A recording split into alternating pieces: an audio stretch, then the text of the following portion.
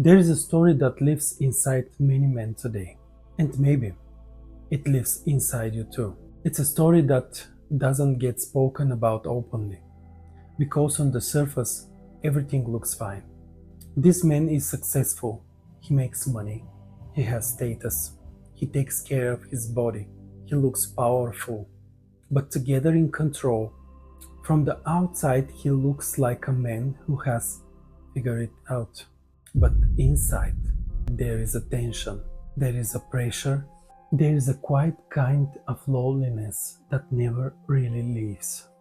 Because the truth is, he is disconnected.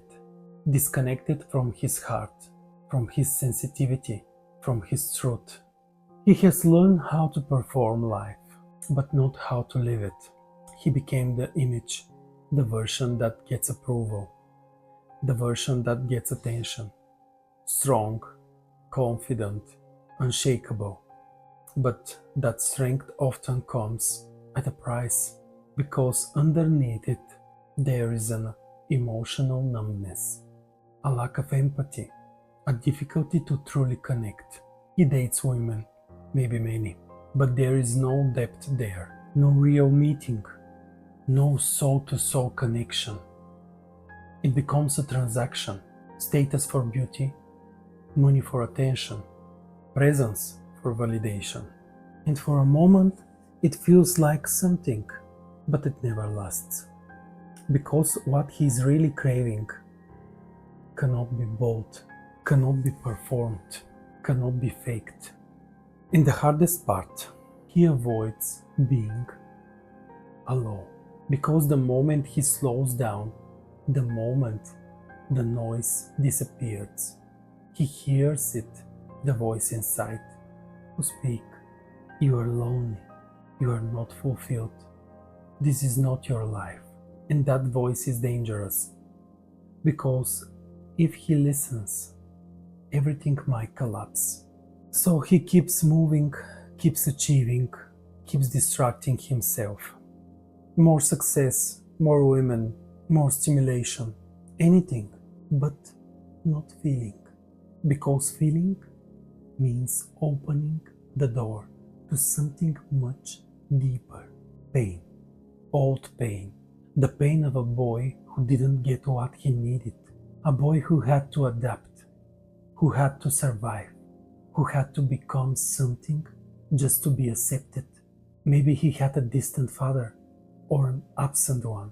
Maybe his father was physically there, but emotionally unavailable. Or maybe his father himself was a wounded man who didn't know how to love. And his mother, she may have done everything she could, but she couldn't give him what only a grounded masculine presence can give: structure, containment, guidance, the feeling that someone is there to meet his emotions, to reject them, to meet his emotions, not to reject them. So the boy learned something very early. It's not safe to feel. It's not safe to be vulnerable. I have to handle this on my own. And that's where the armor begins. Layer by layer. Control, perfection, strength, detachment. Until one day, he becomes a man who doesn't even recognize himself. A man who looks powerful, but feels empty. And this is just one type of man. There is another one, the man who looks functional, but lives in constant anxiety. He doubts himself as a professional, as a partner, as a man. He is afraid he is not enough. So he overcompensates. He tries harder, pushes more, controls more. But under pressure, something breaks. His anger comes out. His frustration leaks. His insecurity becomes visible. You ask why? Because as a child, he had to be the good one, the calm one, the obedient one. He learned to suppress his anger, to disconnect from his power, from his healthy aggression. And every time he needed to stand up for himself, he abandoned himself instead, out of fear. Fear of rejection, fear of being unloved, fear of being too much. And now the suppressed energy has nowhere to go, so it explodes in the wrong moments, or it turns inward, into anxiety, into pressure, into self-doubt, into body symptoms, into diseases or sudden death. And then there is in the rebel, the man who is against everything, the one who grew up too fast, because there was no authority, no guidance, no structure. So he became his own authority.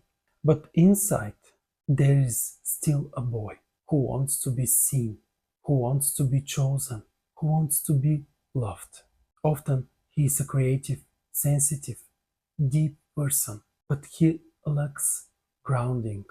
He escapes into addictions, into chaos, into inconsistency, because slowing down means feeling the emptiness, the grief, the abandonment. And then there are men who feel lost in their identity, men who don't know where they belong, who struggle in relationships, who feel confused in their sexuality, who feel different and rejected because of it. Men with big hearts, but heavy ones, full of longing for connection, for belonging, for someone to stay. But before someone else can choose them, they need to choose themselves, to face themselves, to stop abandoning who they are. So, why are there so many wounded men today? Because they were raised by wounded men. Fathers who had to survive, not feel. Fathers who were never taught how to be emotionally present. Fathers who were absent physically or emotionally because of work, because of alcohol, because of trauma, because of their own unresolved pain. We are living in a time of missing fathers, and mothers did what they could, but a mother cannot replace a father. A mature masculine presence teaches a boy something essential, that emotions are not dangerous, that strength and sensitivity can coexist, that he can feel and still be safe, that he can fall and still be guided, that he can be powerful without losing his heart. And when that is missing, a man grows up trying to figure it out alone and often getting lost. I know this because it was my story too. I grew up in a home with violence. I carried trauma in my body, depression, self-destruction, autoaggression. There was a time in my life I was ready to leave this world, but something in me chose differently. That was the beginning, not of healing, but of truth. I started to face everything I had been running from: the pain, the fear, the anger, the grief. It took me 14 years, 14 years of deep psychological work, therapy, body work, emotional release, trauma working, working with constellations, to rebuild my neurosystem, to reconnect with my body, to stop abandoning myself, to learn how to feel without collapsing, to learn how to be strong without being closed. And today, I work with men and women around the world, helping them do the same, not by fixing them, but by guiding them back to who they really are. Because becoming a whole man or a woman is not about becoming perfect. It's not about becoming more successful. It's about becoming honest. It's about facing your shadows, your trauma, your truth, and transforming the way you relate to yourself. So, I will ask you something simple, but not easy. Are you ready to stop performing your life and start living it? Are you ready to feel instead of running?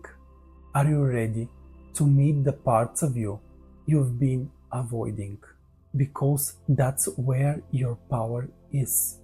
Not in control, not in perfection, but in truth. My name is Kalyan Bojanov, also known as Cal White, and if you are ready, I walk this path with you. But understand this is not comfortable work. This is real work, and it will change your life.